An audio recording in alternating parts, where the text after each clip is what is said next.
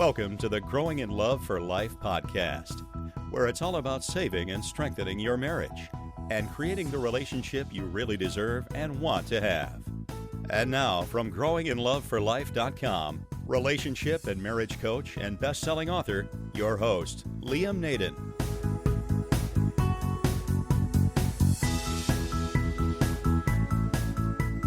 This is episode 25 of the Growing in Love for Life podcast.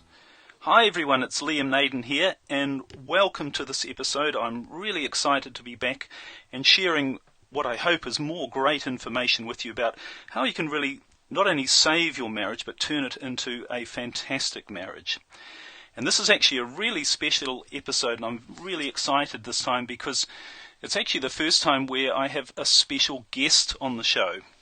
And this particular lady, I've been trying to get her on the show for some time now. She's very, very busy, and so it's taken a while to organise, but I'm delighted to have her on the show. And I think the topic that we're going to cover today you'll find really relevant to what I've been talking about in all of my podcasts and also in my programs. And you're going to find this very interesting. But just before we get into it and before I introduce her to you, just a word about my new Save Your Divorce program. And I've had some great feedback already, even though it's only recently been launched. And really this particular program, I've created it for the people who are really facing a crisis in their relationship and where they want to save their marriage, but their spouse, their husband or their wife doesn't want to. And my 30-day program, my Save Your Marriage program, that's been great for people, but I've had a bit of feedback from people. They want something a bit faster, a bit quicker than that. So this new program, the Save Your Divorce program, it's a 7-day program, and it's specifically for you if your spouse is walking out, has walked out, told you they want a divorce, is having an affair, all of those things. And it's really a way to turbocharge getting them back and stopping, if you like, the crumbling of your marriage. So if you'd like more information about that, that's available at my website, which is liamnaden.com/saveyourdivorce. And remember, I also have my 30-day program, Save Your Marriage, and there's details about that on my website as well. All right, so let's get on to the topic of today and my special guest. And what we're going to be talking about today, just before I introduce her, is one of what I think are the absolutely fundamental principles about saving and strengthening your marriage. And I talk about this a lot in my programs, and I've been talking about this in the podcast as well. And that is, if you really want to save your marriage, if you really want to create a great relationship with your spouse, then one of the first places to start, if not the first place to start, is yourself. And my guest today, her name is Rachel Taylor, and I'm really delighted to have her here, as I said. And Rachel, she coaches clients, she runs workshops, and she writes books on how to access your personal vocational calling. Or another way of putting that is your life purpose. And more than 5,000 people have taken part in her programs all over the world, in New Zealand, Australia, the US, and Europe. So I'm really delighted to have her here. She's actually from New Zealand as well, originally, although I believe you're in the States at the moment, aren't you, Rachel? I am, yes. Yeah. So welcome, Rachel. Anyway, it's fantastic to have you on the show. Thanks for joining us. Oh, thank you, Liam. It's been a pleasure to follow your progress with this program. Really delighted to be here. Where would you like to start, my dear? Well, as I mentioned in the introduction, this whole thing about life purpose, and what have you got a way of, if you like, defining what life purpose actually is? Yeah, it's a pretty interesting subject, and people view it in many different ways. It could be viewed really right down the very most sort of simple end of the spectrum. It could be viewed as just the thing that makes you feel excited, that you feel inspired by. People have described it as the thing that lights you up or makes your heart sing. Others will describe it in the sense of feeling like they're getting out of bed in the morning with a very specific goal or purpose or sense of something that's uniquely theirs to do. And that often will create a feeling of real excitement. And it can go all the way up to the other end of the spectrum to a real genuine calling, or in some kind of almost more kind of Christian circles, they describe it as an ordination, where you actually receive a sort of a set of internal orders or direction or directive, that or a knowing that something in particular is yours to do. And people get it at different times in their life. You'll often meet people that as a kid they always wanted to be a doctor, and it was always with them right from the start. So that's the general landscape that I work in, is how to find that. Oh, right. Yes, for sure. And I guess the thing when it comes to relationships, or maybe in summary, one of the things that comes out of knowing your life purpose is your energy changes. Would you agree? And you suddenly become much more alive and attractive, including to your partner. But there's a different energy around it, isn't there, than if you're just going aimlessly through life and just sort of worried about your problems all the time, as it were. There's no doubt about that, Liam, and you can always tell the people that are, if you like, on purpose, and that's a fairly tight definition, which we may not have time to explore fully today, but you can tell that the people that are on purpose are, they're always kind of on fire at some level, and they have a very magnetic, very kind of radiant quality to them, like they've got this special thing that they're up to, and you could pay them $1 million or pay them nothing and they'd still be up to it, or you could, it's a very personally, internally driven directive, and it makes them very compelling. There's no doubt about that. And that the word compelling, I think, is a really good one, because if we talk a bit about relationships, this is what, when I talk to people all the time about when their marriage is falling apart, and particularly when they want to keep their marriage and their spouse has maybe, lost interest or gone in a different direction, or met somebody else, or, often I meet people actually who say, my spouse has come to me, my husband or wife has said to me, look, I just don't love you anymore. And they say, I don't love you anymore. I don't, and there's nobody else involved, but I just don't know what I want anymore. And I think what I've noticed is often the relationship gets the blame, if you like, for people's lack of purpose. And it can be a gradual thing. Maybe they've spent a lot of time building up their financial situation, or they're working on their family, and they get to a point, sometimes we call it the midlife crisis, where they think, well, is that all there is? But I'm empty inside. I just don't know what I should be doing. I just don't feel very good, and I don't know why. And maybe it's my relation, and I don't feel happy, so I don't feel happy in my marriage, so therefore if I get rid of my marriage, then I'll be happy. And what I try and say to people is, when you're in that situation, the lack of happiness in the marriage is often the symptom, but it's not really the cause of what's going on. And maybe this whole life purpose thing, what's the purpose of my life? Why am I here? If people could really find that, if they could have a knowing of why they're here and what they're supposed to be doing, they're going to feel better about their life, and they're also going to feel better about their marriage. Do you think there's an element of truth in that? Oh, look, there's no doubt about that, Liam, and I think there's we could stop and pull apart what you've just said, and there are so many gems that we could mine just out of that one statement. Here's how I see it. I think that there's a real parallel between being on purpose and being in a relationship. And let me explain what I mean. Now, my orientation does include a kind of a more spiritual, if you like, not religious, but a spiritual kind of orientation. And so I always tend to kind of view it through that lens whenever I'm looking at this topic. But I think a lot of it has to do with, if you like, consciousness and the process of becoming more and more progressively awake and evolved and developed. And if you look at the way relationship tracks and the way purpose tracks, there's some very, very interesting parallels that I observe. For one thing, when you aren't on purpose, when you are not in an inspired place in your life or in your relationship, a lot of what the symptoms are that are common to that phase are about where it's almost like where growth has stopped, would be a very short way of summarizing it. When someone is on purpose, they are almost on the edge of the most, the steepest trajectory, the most treacherous growth edge. They're always very, very closely walking on the edge of that, where it's like there's some unfolding mystery at work. And I'll speak a little bit more about this in just a minute.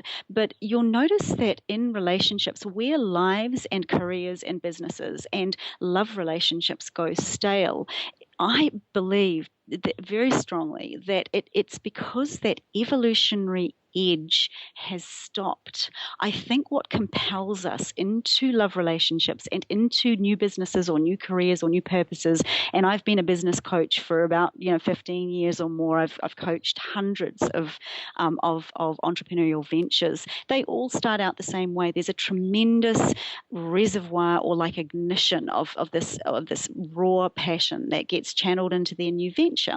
And you'll notice that, and I've also worked with business owners at all places on that sort of continuum, all the way through to a very mature business and then into decline and then into exit strategies. And what you'll find, or what I found repeatedly, is that towards the end of those business cycles, they start losing interest. They want out of there. It becomes like a prison for them. So I believe that there's a real parallel between that kind of raw sense of passion, intensity, that captivating, radiatory place at the start of something that is also what you get at the start of a relationship. They'd commonly call it the honeymoon phase. And I'm sure you're mapping and tracking many of the phases that occur within the evolutionary cycle or the life cycle of a relationship. But you'll notice that they actually probably correspond pretty much stage for stage in the progression of a business or in the progression of a career. And where we lose passion is when it's gone into that decline stage and there's nothing new happening. There's no inspiration coming. It's like the whole thing is starting to dissolve. And that's a very curious place. And I would suggest when we're finding some solutions for that at a purpose level, you're going to also find them at the relationship level too. And what's the solution for it? There's always a new stepping stone that's just about to emerge. There's always some new element of your purpose or some whole new calling that's starting to surface, and you have to turn your attention to that and start getting in touch with it. Yeah. That's really interesting, that parallel between business and a relationship, because I guess another way of looking at it is someone actually, when they say an entrepreneur and they start a new business, they've actually got a relationship with their business. Yes, haven't they? There's no doubt. There's no doubt. And one of the things I've also noticed, you talk about phases of relationships, and what I often say to people, when their relationship's in trouble, I say, well, what did you used to do together, the two of you, that you used to really enjoy? And people would say, well, we used to go out, or we'd laugh, or we'd hang out together, or we would have goals together. We would have things that we wanted to achieve, whether it be buy a house or, work on a career. And I say, well, and when was the last time you did any of those things? And, they go a bit quiet. And, of course, I think that's what happens when we get caught up with and I see this with entrepreneurs, having been one myself, or maybe being one myself, but, you do get very caught up in the excitement of growth. And if that's one of your key values, and I don't necessarily think that it's at the forefront of everybody's values is growth and new things, but because there are a lot of people who just want security, and that's really what they're happy with, and that's where entrepreneurs are a slightly different breed, maybe to other people. But I think the problem is people in a relationship, it's like, as you say, someone's relationship with their business is really changing, because early on there's lots of growth and new things happening, and when it reaches a stable point, if their values are really about growth and developing themselves and developing their life, they suddenly find that's not giving them fulfilment. And so, and I think in a relationship that's what happens as well. All of the things that gave us fulfilment early on, we stop doing those things, but we don't actually know what it was that was working. And one of the things I really get deep in with my programs is what are your values? What's important to you? And what's important to your your partner as well. And if they're very different at a core level, you are going to have problems. But the way through that is to look closely at what you are. And I guess your values really point to your life purpose as well, don't they? Yes, I think they do. And before we plunge down into that path, I did want to just track back to something that you just said right there. If you look at those commonalities that you're describing right at the start of a relationship, the sense that I've been describing, the sense of mystery. I know I've used the metaphor of a business, but you could change metaphors, and we use the idea of a child. I've got a 10-year-old child. We are in the process of trying to homeschool him because we're very geographically mobile. And the same thing, I'm really struggling with trying to find, or as a parent, those areas that are going to really light him up. And what I notice about that is, look at the way children learn. When they're lit up about something, the learning is so easy. It's so easy. And the moment they master it, they're bored and they move on. Even for that sort of group that you're describing that are very security oriented, my opinion about that, my suggestion about that is, even though you may not want to, we're not talking about like transforming your relationship into some whole new thing. You don't have to radically sweep through with some transformational thing going on, but you do have to reignite some sense of something new, something compelling, some quality of the mysterious back in, because that's what grabbed you right at the start. That's what grabbed your partner right at the start. There was some fresh, fertile soil. Once that whole landscape, that whole ground becomes known, it becomes stale. If you need to reinvigorate it, you've got to reconnect with the newness. That's right. I totally agree. That's a great way of putting it, because so many people, they say, people have said to me, well, I don't find my partner exciting anymore. And this is on lots of levels. It's also on a sexual level. And, I think I've written a book on Kindle, The Sexless Marriage Cure, actually. It's a Kindle bestseller. And but one of the things I really talk about in that book, it's not actually about sex at all. It's about variety and adventure, and I think sex, just to focus on that specifically, it's one of the few things in our life where we expect we can do the same thing twice a week for 50 years and never get bored with it. And, this whole thing of finding ways to make your relationship new and do new things together. You can do that no matter how well you think you know somebody, because let's face it, in a healthy relationship, you're changing, they're changing as well. And so that whole dynamic can keep going, but I guess it just takes a bit more effort and focus to keep that momentum going if you've been together for quite a while. If we turn the attention specifically to purpose, which is the nature of the discussion today, let me give you a bit of a context, and we'll just kind of keep progressing more specifically down the purpose line, because this whole thread of what's unknown, what's emergent or emerging, they weave together so beautifully in the way they parallel each other in finding and following a purpose, and also finding and following the thread of newness in a connection. It's very, very similar process, actually. As I said before, I think if you can discover the intelligent design behind one, you're going to discover it for the other one too. So some of the things about purpose, just again, at a very high level, as a context, would be to say some things I've learned over the 15 odd years or longer that I've been teaching and investigating the subject.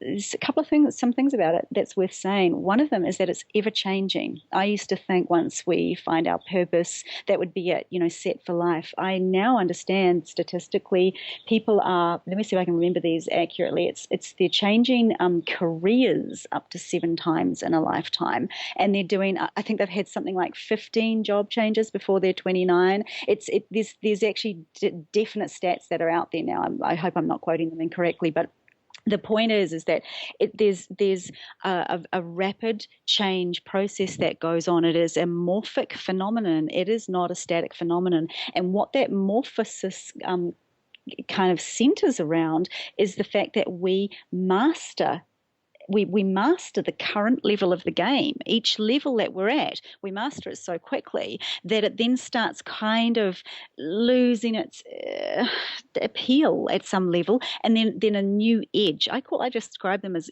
edges or growing edges, but a new edge appears, and then that turns our attention towards following that. And that's literally when you retrospectively map someone's career, that's what you'll notice. Oh, what happened here? Oh, that's when XYZ happened, and the next opportunity came along. So and you'll see it. You'll see this is the progression. So that's one of the things that I notice is it's constantly evolving, and how you sharpen your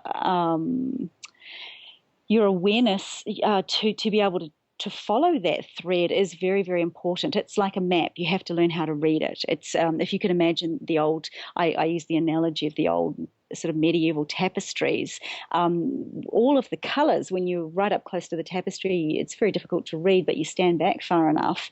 And actually the way that they wove the tapestry was a story was woven in. So you literally can read up or read down the tapestry, and you would reveal, a story would be revealed. And I think our lives are somewhat like this, particularly around purpose. So, right. It's interesting that you talk about, how often people change their career and change their job, etc. It is a very new thing, isn't it? And it's obviously. Do you think it's a reflection on society? The fact there's so many more pressures on people. There's a lot more of this sort of instant gratification.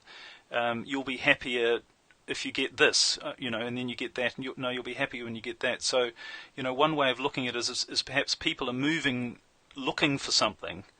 And they're not finding it straight away, so they're moving on to the next thing. I think there's no doubt that is unquestionably a layer of how it is that that we find ourselves in this place. Because as you hinted to, a couple of generations ago, we were told to pick one career and do that for our 30-year working lives or 40-year working lives. That is not the case today. Within only a short few generations, 2 or 3 certainly, we now are having a very different picture that we're looking at, and our kids will have a very different one again. So I think, yes, I do think that whole sort of cycle of if you like, the ego wish life, of all of that, speeding everything up. I think there's generally a quickening, but I think there's some other dynamics at play as well, and that is that again, using a model of a teacher that I do respect, Abraham Maslow, he had this hierarchy of needs as he described it. I think as we progress as a society and more of those base needs are covered, we're able to progress further up the hierarchy and engage in. If we were in a medieval society or tribal wars were happening on our back doorstep, there's no way we could be having a discussion today about finding your purpose. That's right. Yeah.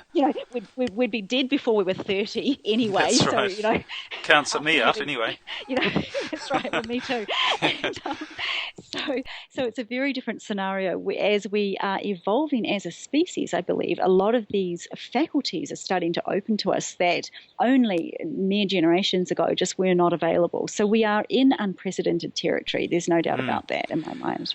So I think you're right, and particularly, that's reflected in relationships. We're in unprecedented territory as well, because all of the rules about a relationship no longer seem to apply, and we have much higher expectations about what we want out of a relationship. It's not just to, protect us from the marauding wildebeests or the mammoths or whatever, or to provide a place to bring up children. We want those higher things that a relationship can give us, and we want them on a continual basis. And once we start to get those emotional needs being met, that's when we start to question things and say, well, what can I do about this? So, in fact, a lot of the work that I'm doing, helping people, I think it's a fantastic privilege, but it's a wonderful time to be helping people understand what relationships really are and how they're really about. I think they're not just about the lower hierarchical needs on the Maslow scale. They're really about,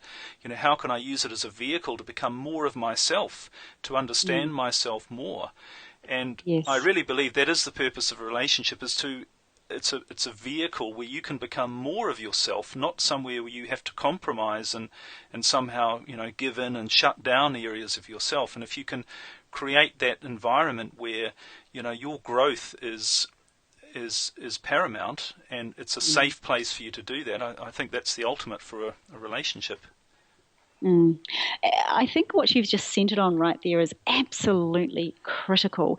You're describing the words that I would use to put a context or a framework to it is old paradigm relationships versus new paradigm ones, old paradigm careers versus new paradigm ones. And what we're pointing to in both instances is a kind of a new paradigm of relationship, of career or purpose, which in some senses we don't fully understand. It's almost like we're the kids on the cusp and we're in play. The ground beneath our feet is changing so radically. As you say, the old paradigm version for why we're in these things no longer really is that valid. And yet we don't necessarily fully know the markers of the new one. So we're relying to some extent on opinion leaders and to start bringing forward and shining some kind of light on the territory. Yeah. And it brings us all the way back to what you're describing at the start, which is the values mismatch. If you've got one person that's in an old paradigm relationship, but with another that's in a more emergent framework, then eventually one is going to outgrow the other. And the same also is true for purpose. So let's wrap all of this, if we have still just a little bit more time. Yeah. I'd love to kind of like wrap it more specifically and more deliberately into what this whole purpose phenomena means and it seems like a lot of the listeners that you're working with are really trying to save their marriage from divorce, and they're often dealing with a kind of a reluctant partner, and there's one very key piece that I'd love to kind of to add in here at this point about why it's so critical to get on purpose. If you're the partner that is being divorced, or if you like, the one that they're trying to pull away from, there's almost nothing more important than this for you to do, which is to get on purpose. But let me put it very, very succinctly. It's to say this: purpose makes you attractive.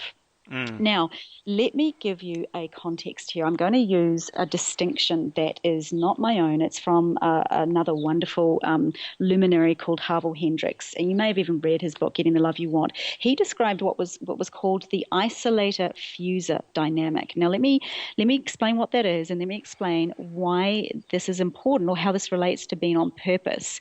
Now, the isolator-fuser dynamic, it's simply this: one person is doing the running, and the other person's doing the chasing. So the isolator, this is out of Harville's book, someone who unconsciously pushes others away, keeping people at a distance because they need to have a lot of space around them. Freedom is a very key note for them, so they come and go as they please. They don't want to be pinned down to one single relationship. Now, the second principle, the fuser principle, is the people who seem to have an insatiable need for closeness. Now, fusers can tend to want to do things together all the time. If people fail to show up at the appointed time, they can feel abandoned. The thought of divorce fills them with terror. So this is all Harville's descriptors about it. They crave physical affection and reassurance, and they often need to stay in real close verbal contact. Now, I'm going to suggest in my own work around this, I believe that we can sometimes switch roles. I think that it's a lot more flexible than just, I'm the isolated type or I'm the fuser type. I think sometimes various relationships can bring out different aspects of ourselves. Now, why I'm bringing this up is because of this. I'm gonna lay on another overlay, another context with this, which is the idea that we have a masculine and a feminine energy inside of us. Now, obviously, Liam, you are a man and I am a woman, but inside of you, you've got half of you that's a masculine-oriented energy and half of you that's a feminine-oriented energy, and the Chinese medical sort of model would correspond with this as being the left side of the body for one and the right for the other. Now, I'm going to suggest there's an overlay here that a fuser type closely, or the fuser energy, is most closely aligned with the feminine energy inside of the system.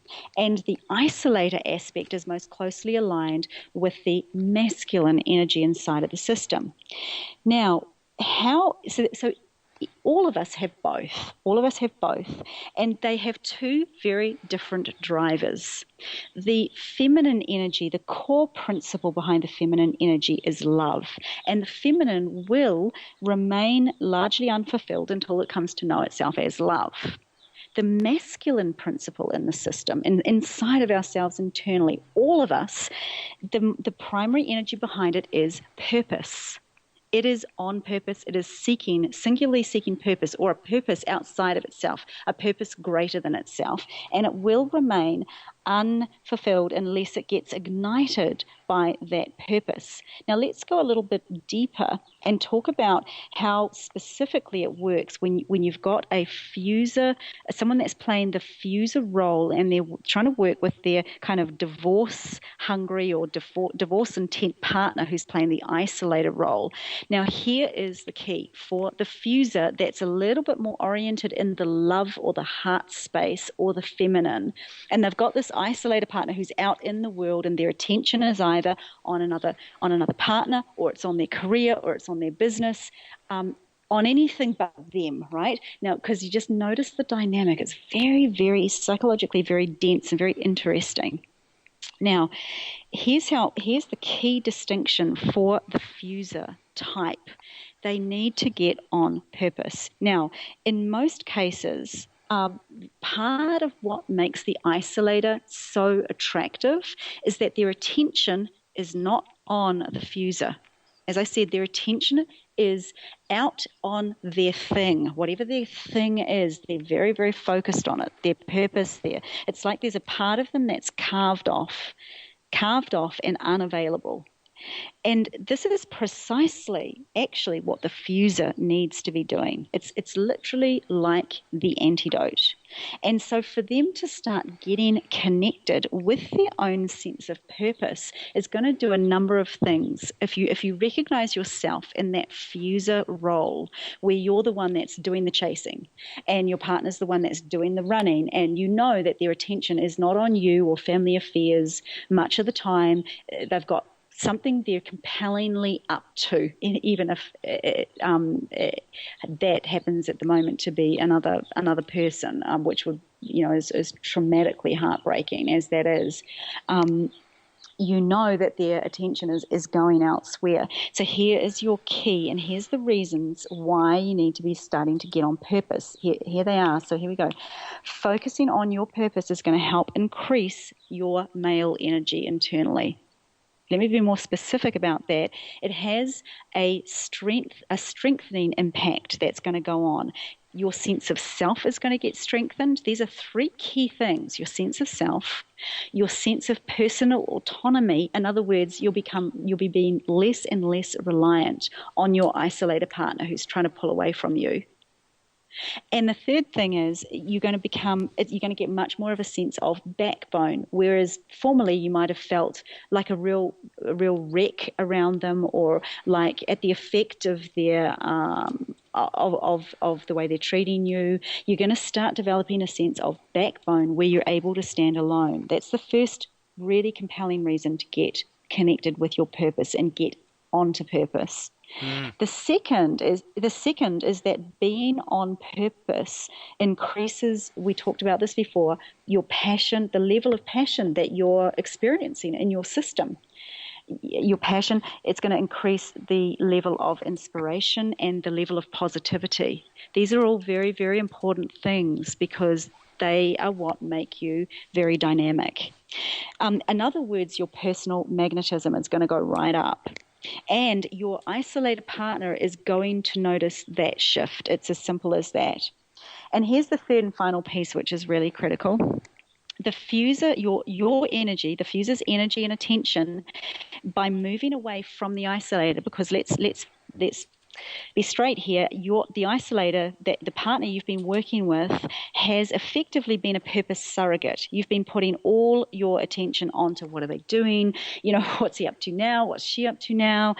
And I've noticed repeatedly with my clients that when the fuser gets reconnected with their purpose, the isolator experiences them pulling away and experiences it as a sense of loss. Their partners at this point will often try to come back in and reconnect. it's a repetitive theme I've seen over and over.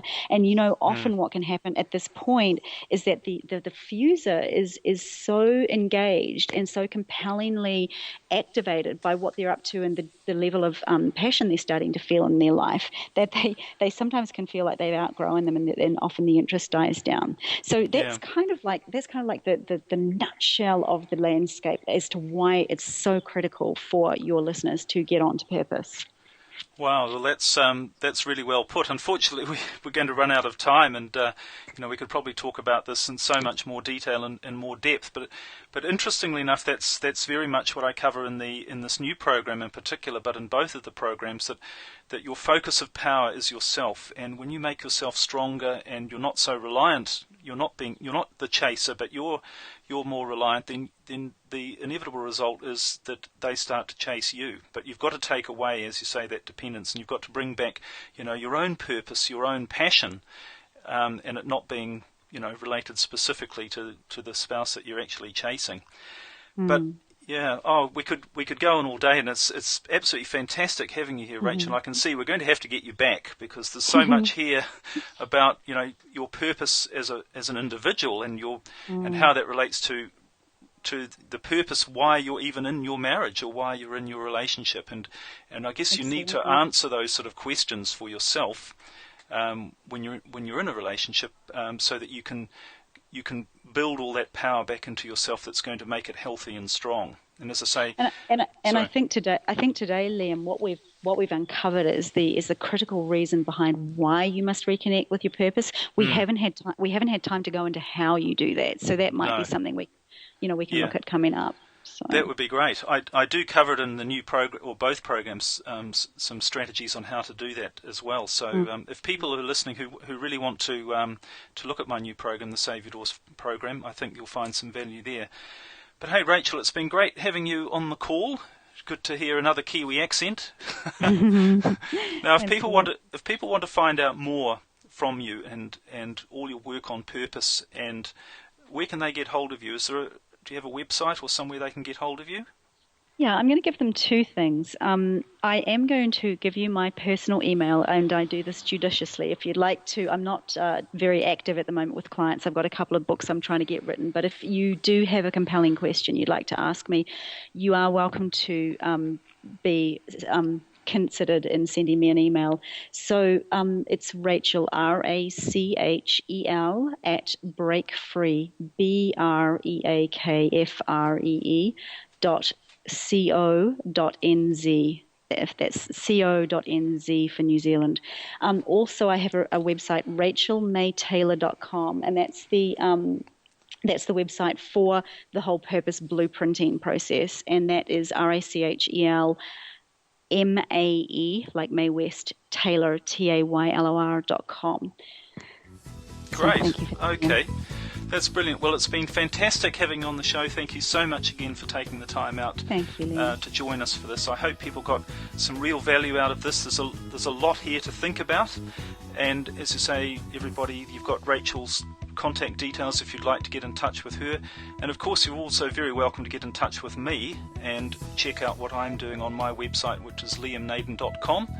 And thanks for listening, and I look forward to joining you again next time. Bye for now.